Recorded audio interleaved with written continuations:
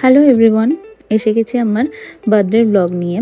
Birthday পেরিয়ে প্রায় 1 মাস হতে চললো, কিন্তু পুচকুকে নিয়ে এখন এতটাই বিজি থাকি যে পোস্ট করার টাইমই হয়ে উঠছিল না। প্রতি বছরের মতো এই বছরও রাত 12টায় কেক কাটিং হয়েছিল, কিন্তু এই বার্থডেটা আমার লাইফের সবথেকে স্পেশাল, কারণ আমার ডিটোর সাথে এটা আমার ফার্স্ট বার্থডে। লাঞ্চের মেনুতে ভাত, 3 রকমের ভাজা, ডাল, আলু পোস্ত, পটল চিংড়ি, আমের চাটনি, দই, মিষ্টি, এই সব কিছুর সাথে স্পেশাল ছিল সর্ষে ইলিশ আর মায়ের হাতের পায়েস। আমি যেহেতু প্রেগন্যান্সিতে ইলিশ মাছ খুব একটা ভালো করে খেতে পারিনি, তাই বাবাকে বলেছিলাম যে বার্থডেতে ইলিশ মাছ আনতে। আমার কেক কাটিং হোক বা লাঞ্চ, প্রত্যেকবারই ডিটো কিন্তু আমাকে বেশ কোম্পানি দিয়েছে।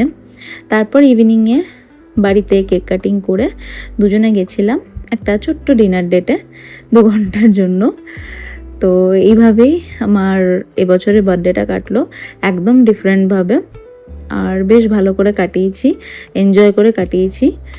তো তোমাদের ব্লগটা যদি ভালো লেগে থাকে অবশ্যই লাইক করে দিও আর চ্যানেলটাকে সাবস্ক্রাইব করে দিও। দেখা হবে পরের কোনো ব্লগে। আজকের মতো টাটা।